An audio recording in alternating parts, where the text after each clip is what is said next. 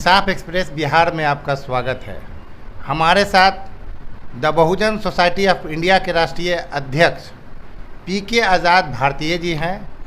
आज मैं इनसे मुसलमानों के ज्वलंत मुद्दों पर बातें करूंगा कि दलितों में आज आईएएस, आईपीएस और बहुत सारे बड़े बड़े पदों पर दलित समाज के लोग काबिज हैं।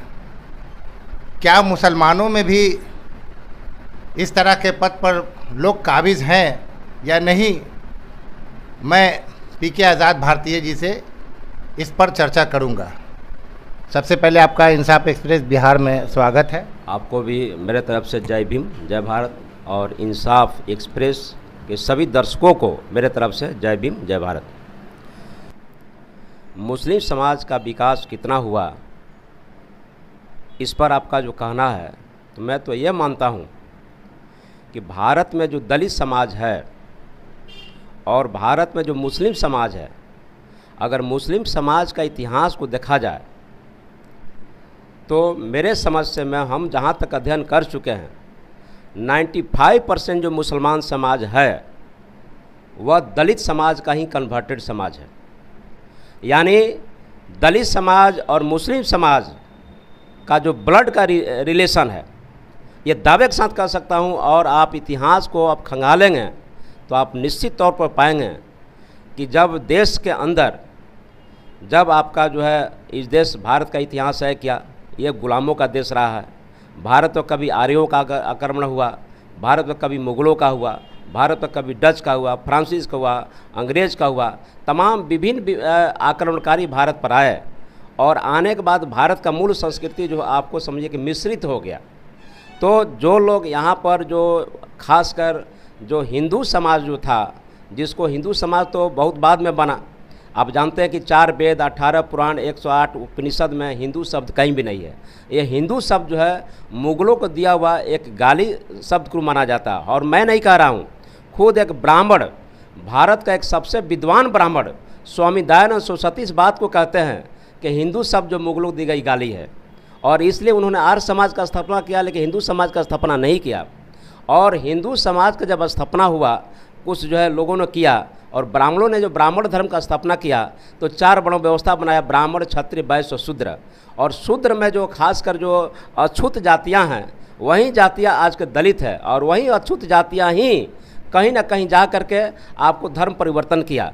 तो मेरा मानना है कि मैं खुद एक दलित समाज से आता हूँ, अनुसूचित समाज से आता हूँ, और अनुसूचित समाज के जितने लोग भी धर्म परिवर्तित हैं, तो मुसलमान में भी 95% मैं दावे के साथ करता हूं, जो मुसलमान भाई हैं वह कहीं ना कहीं उनका जो है ब्लड का रिलेशन दलित से है।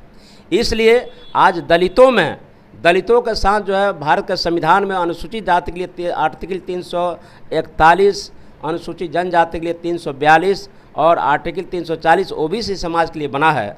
तो निश्चित तौर पर जो 341 के तहत अनुसूचित जाति को जो सुविधाएं मिल रही है, मैं समझता हूं कि भारत में के जो मुसलमान भी हैं उनको भी संवैधानिक हक मिलना चाहिए। अब सवाल ये पैदा होता है कि आप अनुसूचित जाति में तो बहुत तरह देखते हैं कि सोशल एक्टिविस्ट जो लोग हैं, आपको कहीं ना कहीं जो अम्बेडकरवाद को बढ़ावा के लिए, अम्बेडकरवाद को मजबूती के लिए, संविधान को मजबूती के लिए काम कर रहे हैं। लेकिन आज जो है भारत के हमारा जो मुस्लिम समाज के जो भाई हैं, कहीं कांग्रेस के साथ, कहीं आरजेडी के साथ, कहीं जदयू के साथ, यानी विभिन्न संगठनों के साथ हैं। तो आखिर भारत में हम ये चाहते हैं कि भारत में अगर अल्पसंख्यक समाज या मुस्लिम भाइयों का अगर विकास करना है तो ये तो तय करना होगा ना कि मुस्लिम समाज का जो लीडर्स हैं, मुस्लिम समाज का जो शुभचिंतक हैं, उनको तय करना होगा कि हमारे मुस्लिम समाज के अंदर, पसमानदा समाज के अंदर जो विभिन्न जातियां हैं, आप इस बात को तो इनकार नहीं कर सकते हैं। मुस्लिम समाज में भी शेख है, सैयद है, पठान है, डफाली है, रमानी है, आपको जो है चमार है, धोबी है, आपको जुजुला है, मेहतर है। तो मैं कह रहा हूँ कि आखिर उस समाज में विभिन्न जो जातियाँ हैं या पसमानदा जो समाज है, उसका विकास कौन करेगा? विकास कौन करेगा? इसके लिए जो है लोग अपना समाज में संगठन बनाते हैं, सामाजिक संगठन बनाते हैं, धार्मिक संगठन बनाते हैं, और चाहे सामाजिक संगठन हो या धार्मिक संगठन हो, उस संगठनों का कार्य होता है कि अपने समाज को, भेदभाव को मिटा करके उसको सामाजिक स्तर पर, आर्थिक स्तर पर, शैक्षणिक स्तर पर आपको उसको विकास करना, तो उसका काम है। तो आज हम देखते हैं, मैं भी गाँव से आता हूँ, मैं भी पीके आज़ाद भारतीय जो देख रहे हैं, भारतीय मेरा टाइटल है, आज़ाद हूँ, मैं भी अनुसूचित जाति चमार जाति से आता हूँ, खासकर जो हमको आइडेंटिफाई किया गया है। तो हम देखते हैं कि समाज के अंदर जो हम भी गांव से आते हैं, आज भी जो मुस्लिम समाज का, जो पसमानदा समाज के जो भाई हैं, जो अभी काफ़ी पिछड़ गए हैं, वह पंचर बनाते हैं, वह बैंड पार्टी चलाते हैं, वह कोई ना कोई काम करते हैं, लेकिन उनका जो आज भी शायद उनके अंदर ये भी पता नहीं है कि IIT क्या होता है, उनके अंदर ये भी पता नहीं होता कि मेडिकल कॉलेज क्या होता है, उनको ये भी पता नहीं है कि बड़े बड़े स्कूल का इंस्टीट्यूशन मैनेजमेंट क्या होता है, उनको ये भी पता नहीं है कि लॉ कैसे बना जा रहा है। तो आज देख लीजिए, जो ब्राह्मण समाज है, हिंदू समाज का जो ब्राह्मण समाज है, राजपूत समाज है, उसका लड़का लड़कियां जो आपको समझिए कि बड़े बड़े स्कूल में पढ़ता है, एजुकेशन हासिल करता है, हथौड़ा पीटता है, जज बनता है, IAS IPS बनता है, लेकिन आज हमारा जो दलित समाज के अंदर हो या मुस्लिम समाज के अंदर हो, जो पसमानदा समाज हो, जो समाज पिछड़ गया है, उसके अंदर जो है एक भाईचारा पैदा करना होगा, और भाईचारा पैदा करके उनके अंदर जो शिक्षा का ज्योति जगाना होगा। जैसे आप देख लीजिए, क्रिश्चियन समाज जो है वो भी अल्पसंख्यक आता है। अल्पसंख्यक का मतलब सिर्फ मुसलमान नहीं होता है, अल्पसंख्यक का मतलब होता है उसमें मुसलमान भी होता है, सिख भी होता है, जैन भी होता है, ईसाई भी होता है, बौद्ध भी होता है, पारसी भी होता है। एक आपको ईसाई को बता रहे हैं, ईसाई कहीं सम्मेलन नहीं करता है, लेकिन हेल्थ और एजुकेशन पर वो काम करता है, और हेल्थ एजुकेशन में ऐसा काम करता है। आप त्रिपोलिया हॉस्पिटल देख लीजिए, कुर्जी हॉस्पिटल देख लीजिए, डॉन बॉस्को देखिए, सेंट जेवियर देखिए, आपको वगैरह वगैरह बहुत सारा ऐसा स्कूल है, पूरे भारत में एजुकेशन पर छा गया है। इसलिए मैं दी बहुजन सोसाइटी ऑफ इंडिया होने के नाते, और ख़ासकर दलित समाज से बिलोंग होने के नाते, क्योंकि मुझे पता है जो ब्लड मेरे अंदर है वही ब्लड हमारे मुसलमान भाइयों के साथ है, तो उनके साथ भेदभाव नहीं होना चाहिए। अगर पूरे भारत में 20% अगर दलित है, SC ST 25% है, अगर भारत में 20% मुसलमान समाज, अगर दलित मुस्लिम समाज जो है एक हो जाए, तो हम समझते हैं कि भारत पर आपको देश का प्रधानमंत्री, आपको भारत के सभी राज्यों का मुख्यमंत्री, भारत के सभी यूनिवर्सिटी पर VC, प्रो VC सारे वर्गों पर हो जाएगा। लेकिन यह दलित समाज और मुस्लिम समाज को दरी बिछाने से फुर्सत मिलेगा तब ना। ये समाज जो है खुद अपने आप को राजा बनना नहीं चाहता, खुद अपने लोकतंत्र, बाबा साहब अम्बेडकर ने सबसे बड़ा आपका जो खूबसूरती संविधान दिया, by the people, of the people, for the people, ये जो बाबा साहब ने अधिकार दिए, संविधान दिए, ये संविधान के तहत अगर हम लोग काम करेंगे। हम पूछना चाहते हैं आपके माध्यम के चैनल के माध्यम से, लालू जी माई समीकरण बनाए थे, और माई समीकरण बना करके क्या बताइए कि 20% मुसलमान भाइयों का वोट लेकर लालू जी 15 साल मुख्यमंत्री रहे, जेल जाने लगे तब पत्नी को मुख्यमंत्री बनाए, बेटा को डिप्टी CM बनाए। क्या लालू जी अगर मुस्लिम समाज के भाइयों के साथ जरा सा भी इंसाफ़ी की बात करते तो डिप्टी CM भी बनाते? कि आपको कभी नहीं, खुद लालू जी आपको चरवाहा विद्यालय खोल रहे हैं, लेकिन लालू जी का नियति जो है वह विकास का नहीं है। लालू जी का जो परिवारवाद, और लालू जी जादव का भी राजनीति नहीं करते हैं।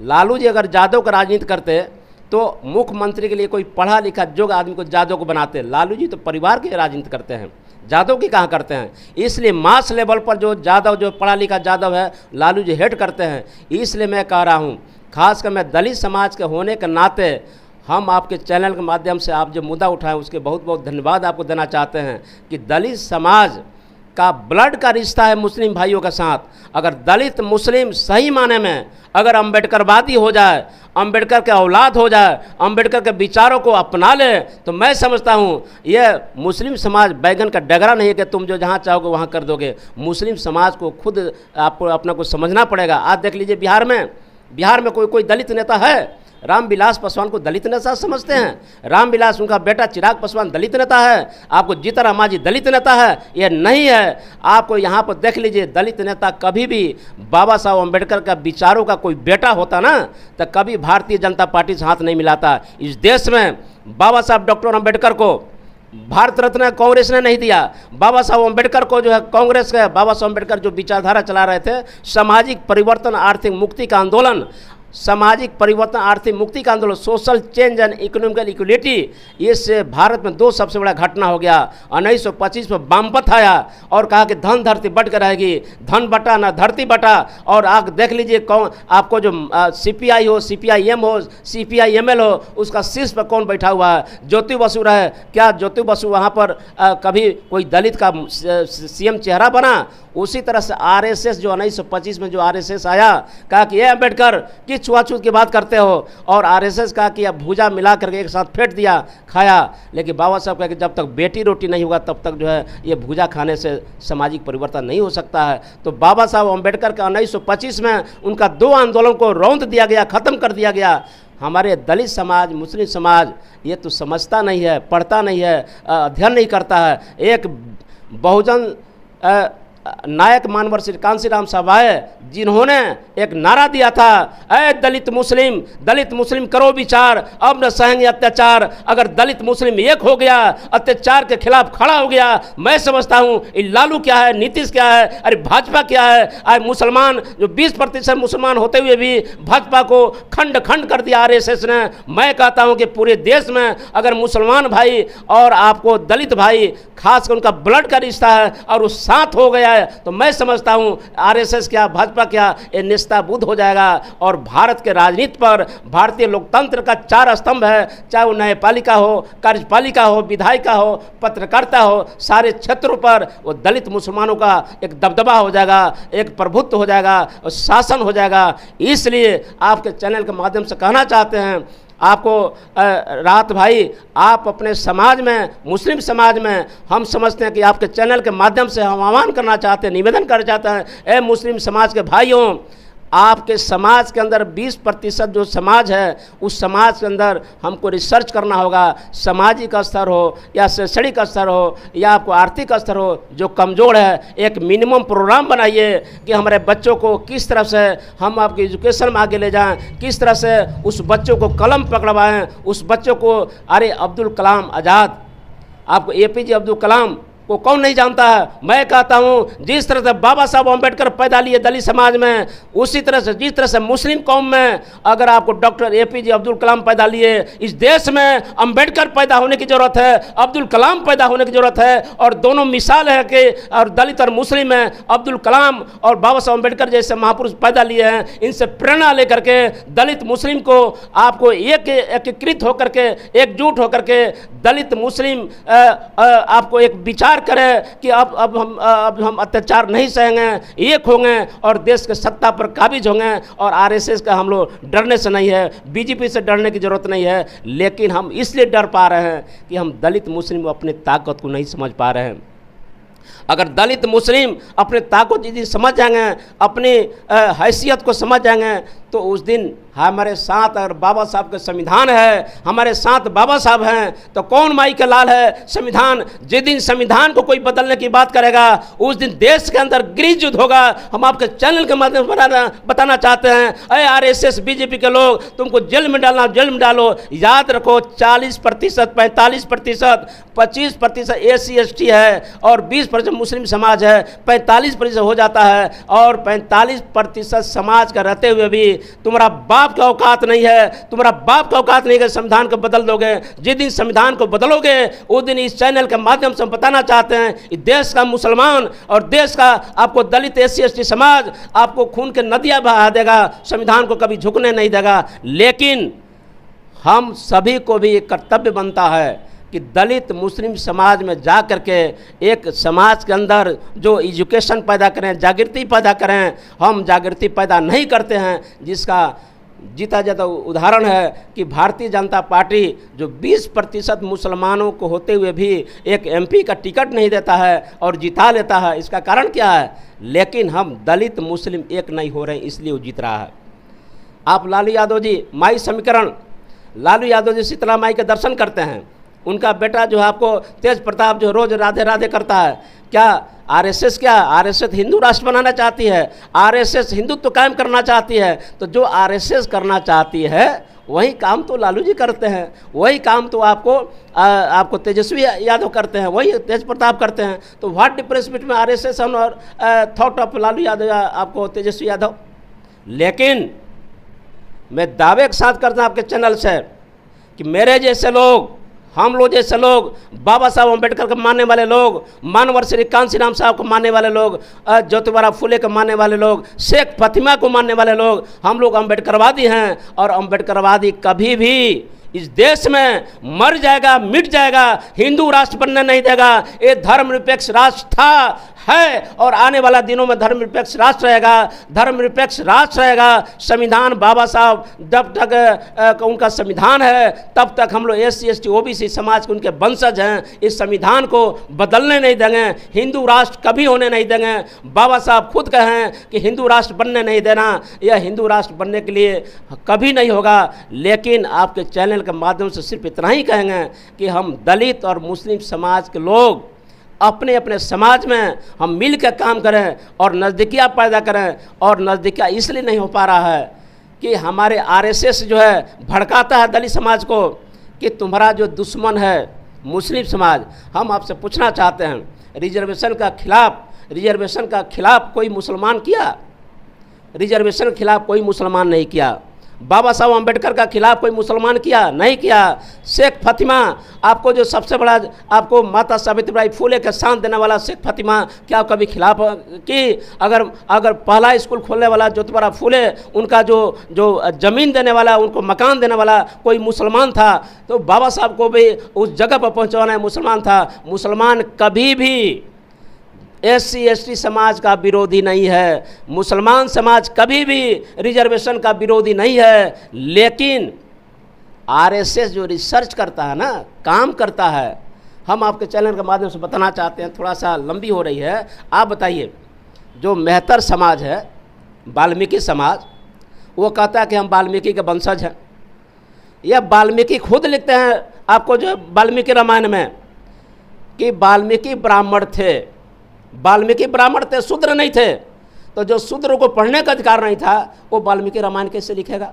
नहीं लिख सकता है। और वाल्मीकि खुद ब्राह्मण थे। लेकिन आज जो ब्राह्मण जो है वाल्मीकि समाज के बीच जा करके इतना बड़ा काम किया है और उसके दिमाग में ब्रेन वॉश कर दिया कि वाल्मीकि का तुम वंशज हो। सफाई कर रहा है, सफाई कर्मी है, गंदगी साफ कर रहा है। लेकिन कहिएगा कि नहीं तुम जो है वाल्मीकि का वंशज नहीं होता, मार के माथा फाड़ देगा। तो गलती उसकी नहीं है। Habit is a second nature. किसी को लगातार धीरे धीरे उसको ब्रेन वॉश करते रहिएगा, फिर वो समझ जाएगा। इसलिए जिस तरह से हिंदू शब्द जो है अल्पसंख्यक शब्द हो गया, हिंदू शब्द मुगलों को दी गई गाली हो गया, और ब्राह्मणों ने समझा कि अगर हिंदू का सही ज्ञान अगर SC ST OBC हो जाएगा तो हम लोग अल्पसंख्यक हो जाएंगे। फिर उन्होंने 1922 में ही हिंदू महासभा बनाया, 1925 में RSS बनाया, और बना करके SC ST OBC समाज के अंदर जा करके उसके ब्रेन वॉश करते रहा, काम करते रहा कि तुम भी हिंदू हो। कामयाब हो गया। 73 साल RSS के 73 ईयर्स हुआ तो अटल बिहारी वाजपेयी देश का प्रधानमंत्री बन गए, और आज 100 बरस हो गया। तो उसके साथ क्या है कि 1922 से लेकर के 1925 से लगातार वह काम कर रहा है। और मैं कह रहा हूँ आपके चैनल के माध्यम से कि दलित का जो अंदर जो ब्लड है वो मुसलमान समाज का जो ब्लड है, दोनों ब्लड एक है। चूँकि 95% कन्वर्टेड जो मुसलमान है वो आपको दलित समाज से है, ये एडमिट आप देख लीजिए। ईसाई समाज भी 95% ईसाई जो बना हुआ है वो सब दलित समाज के है, ये एकदम एडमिटेड है। लेकिन फिर हम जब जान रहे हैं कि मेरा पूर्वज 10 पुश्त 15 पुश्त हम एक हैं, हमारा ब्लड का रिश्ता है, तो दलित मुस्लिम एक क्यों नहीं हो रहा? और जिस दिन दलित मुस्लिम एक हो जाएगा, एक हाथ में आपको तिरंगा और एक हाथ में भारत का संविधान होगा, अम्बेडकर का औलाद हम कहने लगेंगे, वो दिन किसी माल की औकात है? 15% अपर कास्ट जो मात्र 15% है, जिसको राजपूत ब्राह्मण भूमियार कहते हैं, आज पूरे देश को चला रहा है। लेकिन 85% जो बहुजन है, SC ST OBC और माइनॉरिटी समाज, एक नहीं हो पा रहा। लेकिन एक कैसे होगा? हमको समझाना पड़ेगा कि SC ST OBC हम सब भाई भाई हैं। हमको तोड़ा गया है 6743 में तोड़ा गया है। हर जाति में 7 उपजाति बना गया है, यानी 6743 मल्टीप्लाई बाई 7 इक्वल टू 47,201 उपजातियाँ बनाई गई है। हम कहाँ से हो पाएंगे? तो मान लिया जाए कि वो जाति बनाया, हम जाति को सम्मेलन कर रहे हैं तो खाद पानी दे रहे हैं ना। बाबा साहब अम्बेडकर समतामूलक समाज बनाने के आपको उनका सपना था, हम जाति को खाद पानी दे रहे हैं। इसलिए आज ज़रूरत है, जिस दिन SC ST OBC माइनॉरिटी समाज के लोग ये कहना शुरू कर देगा I am Bahujan, you are Bahujan, all are Bahujan, हम शक्ति हो जाएंगे। जिस दिन हम कहेंगे हम चमार हैं, दुसाध हैं, मुस्लिम हैं, ये है वो है, उस दिन कमज़ोर हो जाएंगे। लेकिन जिस दिन कहेंगे मुश्ताक भाई भी बहुजन हैं, PK आज़ाद भी बहुजन है, और भी बहुजन है, I am Bahujan, you are Bahujan, all are Bahujan, तो बहुजन के बहुत से लोगों का जन हम संगठित हो गए तो हम आपको हमारा अधिकार को कौन छीन पाएगा। इसलिए संगठित हो करके मुस्लिम समाज के अंदर जो भी आप विकास देखना चाहते हैं, जो भी आप करना चाहते हैं, मुस्लिम समाज का जो प्रबुद्ध वर्ग के लोग हैं उनको अंदर बैठ कर के एक विचार करना चाहिए, एक वर्क करना चाहिए। और वर्क कैसा करना चाहिए कि आखिर हम समाज को आगे लेकर जाना चाह रहे हैं। हम आपको विधायिका में उसको हम हिस्सेदारी दिलाना चाहते हैं, कार्यपालिका में हिस्सेदारी दिलाना चाहते हैं, आपको पत्रकारिता में दिलाना चाहते हैं, न्यायपालिका में दिलाना चाहते हैं। भारतीय लोकतंत्र का 4 ही स्तंभ है, सब उसी में आ गया। तो उसमें अगर मुस्लिम समाज के भाइयों को भागीदारी दिलाना चाहते हैं तो उसके लिए तो अस्त्र तैयार होना पड़ेगा ना। हम BA पास होंगे नहीं तो क्या हम कलेक्टर बनेंगे? हम आपको MA पास किया नहीं और आपको समझिए कि नेट क्वालिफाई नहीं किए तो क्या लेक्चरर बनेंगे? इसलिए मुस्लिम समाज के अंदर, भाइयों के अंदर आपको तैयार करना होगा, जागृति पैदा करना होगा कि हमें भी इंजीनियर, डॉक्टर, प्रोफेसर बनना होगा, हमें भी वैज्ञानिक बनना होगा। और अपने अपने घरों में, चाहे दलित समाज हो, दलित समाज के सभी घरों में डॉक्टर APJ अब्दुल कलाम और बाबा साहब अम्बेडकर का तस्वीर होना चाहिए। और मुस्लिम समाज के घरों में भी डॉक्टर अम्बेडकर और डॉक्टर APJ अब्दुल कलाम का भी तस्वीर होना चाहिए, उससे प्रेरणा लेना चाहिए। जब हम आपको बाबा साहब अम्बेडकर और डॉक्टर APJ अब्दुल कलाम के जीवन चरित्र से, उनके संघर्षों से, उनके मेरिट से हम प्रेरणा लेंगे तो निश्चित तौर पर ये आपको दलित मुसलमान एक बहुत बड़ा सशक्त बनेगा और देश का सत्ता पर काबिज होगा। और भारतीय लोकतंत्र का 4 स्तंभ न्यायपालिका, कार्यपालिका, विधायिका और पत्रकारिता क्षेत्रों में मजबूत होगा। और फिर इसको कोई मिटाने की कोशिश करेगा वो खुद मिट जाएगा। ये आपसे हम चैनल के माध्यम से बताना चाह रहे हैं। आप थे the Bahujan society of India के राष्ट्रीय अध्यक्ष PK आज़ाद भारतीय जी, जिन्होंने बहुत ही बेबाकी से मुसलमानों की समस्या को उजागर किया। इसके साथ ही एक शेर के साथ अपनी बातों को ख़त्म करना चाहूँगा कि दिल में एक चिंगारी रख, उस पर पर्दादारी रख, अमन दिखता ज़रूर है लेकिन जंग की भी तैयारी रख। मैं इस जंग की बात कर रहा हूँ, जिस जंग की बात कर रहा हूँ, उस जंग को लड़ना है तो हमको आदर्श क्रिश्चियन को भी मानना पड़ेगा। जिस तरह से क्रिश्चियन समुदाय के लोग एजुकेशन और हेल्थ पर काम कर रहे हैं वो हमारे लिए नज़ीर है, उसको नज़ीर मानकर हमको आगे बढ़ना है। मुसलमान तो उस कौम से बिलोंग करता है, उस धर्म से बिलोंग करता है जहाँ कुरान का पहला ही वर्ड है इकरा, इसका मतलब पढ़ो। और मोहम्मद साहब ने खुद ही कहा है कि इल्म हासिल करो, इसके लिए तुमको चीन क्यों नहीं जाना पड़े। तो वो किस इल्म की बात कर रहे थे आप खुद समझ सकते हैं। हमारा